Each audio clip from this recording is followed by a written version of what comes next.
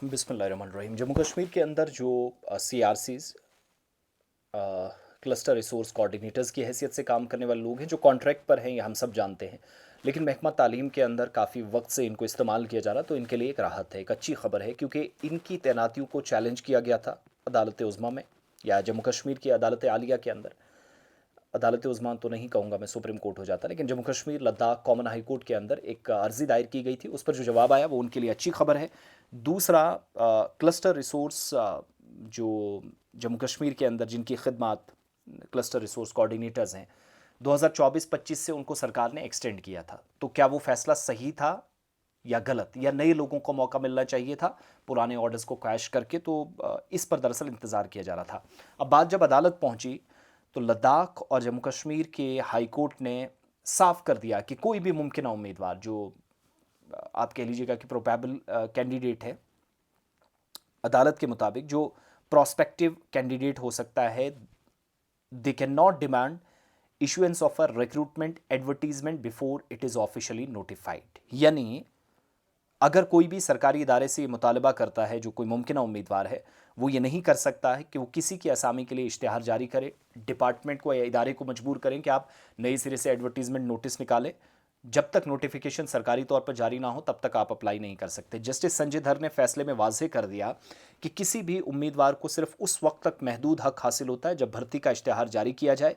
यानी वो सिर्फ जब सिलेक्शन प्रोसेस होता है, इसमें हिस्सा लेने का हक रखता है। इससे पहले वो इदारे को इश्तिहार जारी करने के लिए मजबूर नहीं कर सकता। ये फैसला क्यों आया?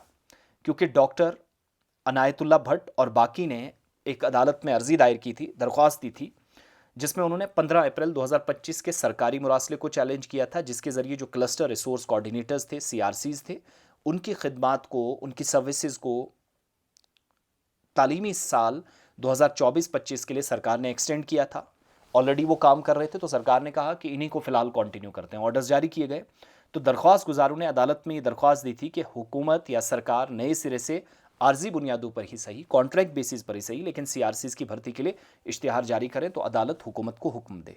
तो अदालत ने मुशाहिदा किया कि सरकार ये कदम उसूलों के मुताबिक है, क्योंकि एक आर्जी मुलाजमीन के ग्रुप को दूसरे आर्जी ग्रुप से तब्दील करना कानून के मुताबिक ठीक नहीं है, दुरुस्त नहीं है। अदालत के मुताबिक सरकार ने माजी की गलतियों को दुरुस्त किया, अपने मुलाजमीन की खिदमत को तोसी दी, जो एक्सपीरियंस लोग थे, ऑलरेडी डिपार्टमेंट में CRCs की हैसियत से काम कर रहे थे।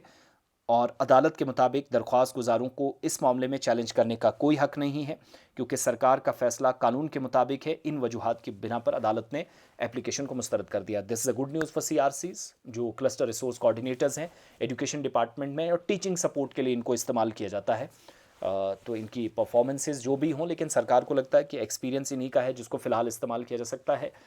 और अदालत में जो अर्जी आई है वो ठीक नहीं है, कानून के मुताबिक दुरुस्त नहीं है। तो एक ग्रुप को, हालांकि पढ़े लिखे काफ़ी लोग हैं, अनायतुल्लाह साहब और बाकी जो अदालत गए थे, तो उनका भी एक अच्छा मौक़िफ़ था कि बाकी लोगों को भी मौका मिलना चाहिए। तो नए सिरे से भर्तियां शुरू करें, चाहे वापस यही लोग लगें, लेकिन भर्तियां तो हों। मगर सरकार ने कहा 15 अप्रैल को नोटिस जारी करके, अपना एक ऑर्डर जारी करके, कि हम जो ऑलरेडी काम कर रहे हैं उनको एक्सटेंड कर रहे हैं, उनकी सर्विसेज को। सो वो तकलीफ दे बात उनके लिए थी, मगर अदालत से CRCs के लिए राहत की बात है।